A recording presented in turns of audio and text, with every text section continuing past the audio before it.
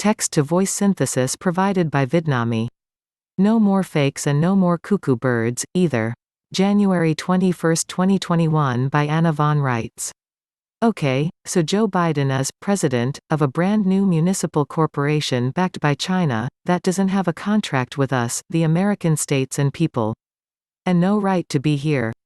On top of that, thanks to the Fraudulent Corporations Act of 1870, which is the Big Kahuna, not the Act of 1871, as we pointed out earlier this week in a series of 3 short articles devoted to this subject, all U.S. corporations are operating on fraudulent charters. Lions, and tigers, and bears, oh, my. The only way out for any of them, including Joe and Nancy's brand new Flibberdegibit, Inc., is for us to accept them and recharter them as American corporations, and bring them in under our public law. Otherwise, they have no right to exist and no right to be here. Goodbye, GM. Goodbye, GE. Goodbye, China. Goodbye, University of California at Berkeley. Goodbye, United States District Courts. Goodbye, Microsoft, Inc. Goodbye, Google, Inc. Goodbye, Raytheon, Inc. Goodbye, FEMA, Inc. Goodbye, Government of the United States, Inc. And on and on and on.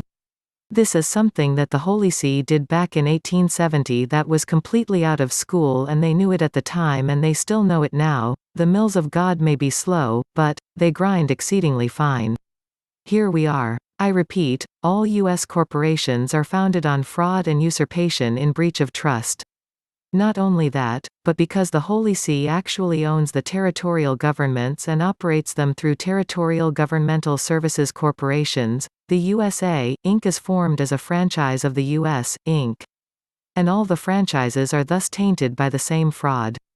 So, goodbye, Microsoft, Inc. and goodbye, the New York Times, Inc., and goodbye, State of Wisconsin, Inc., and goodbye, Our Lady of Guadalupe, Inc., and goodbye University of Wisconsin-Madison, Inc., and goodbye, City of New York, Inc.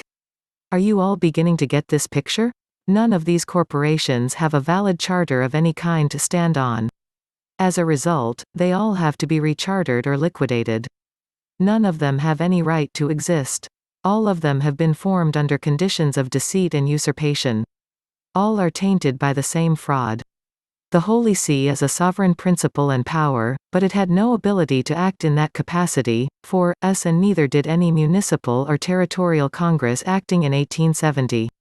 So that is situation 1, and the reason that the territorial government is in such disarray, with or without a municipal corporation. And now we come to situation 2.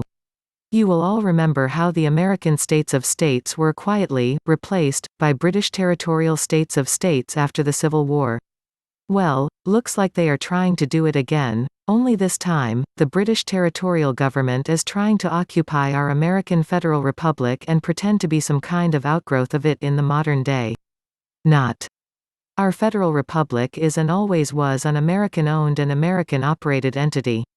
Not British. If they want to occupy our Federal Republic, we have to renew its charter, the Constitution for the United States of America, and they, the Americans operating the territorial government, have to function as state nationals as the other half of their dual federal citizenship. No more nesting in our nest and pretending to be part of our government without walking the walk.